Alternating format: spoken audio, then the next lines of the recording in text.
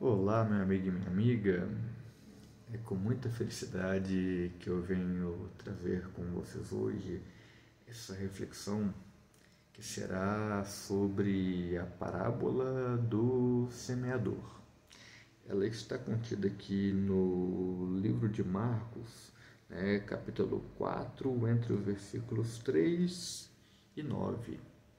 E hoje eu vou utilizar com vocês a tradução brasileira, que apesar de ter sido feita aqui no Brasil mesmo, bem no início do século passado, ela não é tão difundida assim entre as igrejas como um todo, tá? Mas eu pessoalmente eu gosto muito dela. Então é por isso que eu venho trazer essa nova tradução aqui para vocês, tá bom? Então, a passagem começa ali em Marcos 4, versículo 3, da seguinte maneira: Ouvi, o semeador saiu a semear. Quando semeava, uma parte das sementes caiu à beira do caminho, e vieram aves e comeram-na. Outra parte, nos lugares pedregosos, onde não havia muita terra. Logo nasceu, porque a terra não era profunda, mas, tendo saído o sol, queimou-se, porque não tinha raiz, secou-se. Outra caiu entre os espinhos, e os espinhos cresceram e sufocaram-na, e não deu fruto algum. Mas outras caíram em boa terra, brotando e crescendo, davam fruto. Um grão produzia 30, outro 70 e outro 100.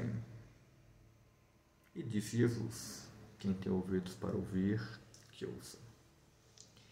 Eu considero essa passagem muito interessante porque ela traz uma reflexão muito interessante a respeito do quão está preparado a pessoa que está escutando a palavra, ou nesse caso a parábola, para quanto essa pessoa está preparada para poder compreender, e seguir a boa nova.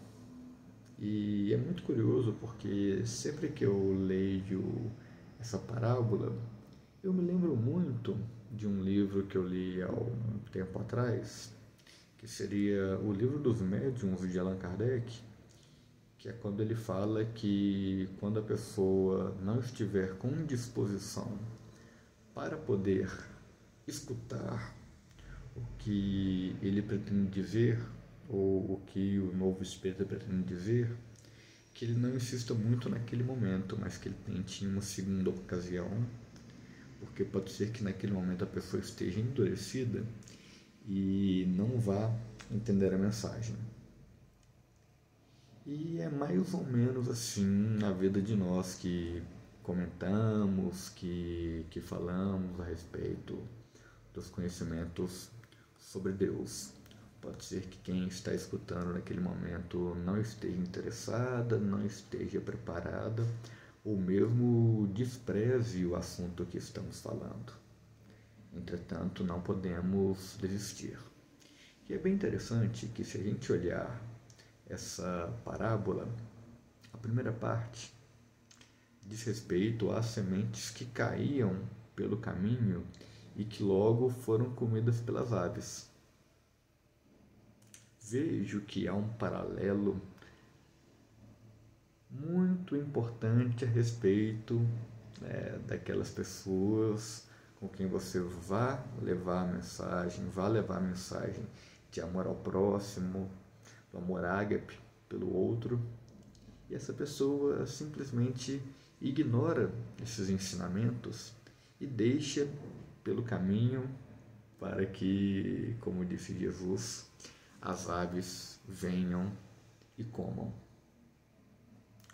Por outro lado, existem aquelas pessoas que vêm num primeiro momento com bastante entusiasmo, achando que aquela mensagem é muito importante, né?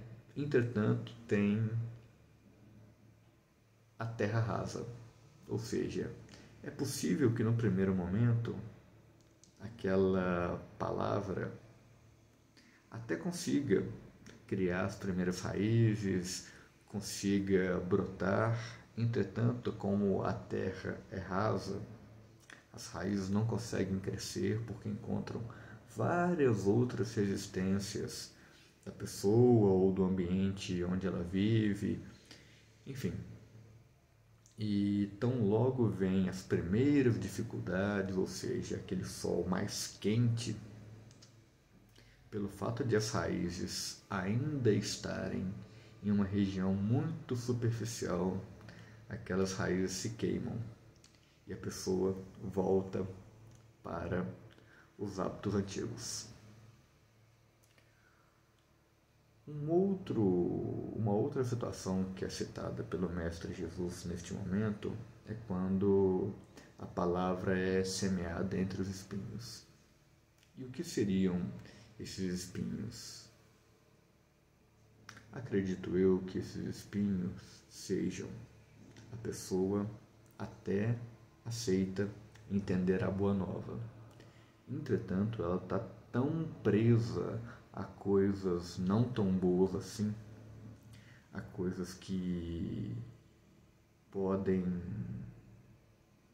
prejudicar o crescimento do Evangelho em seu coração, tal como, por exemplo, o orgulho, a avareza, outras questões que não são tão legais assim de se pensar, e que logo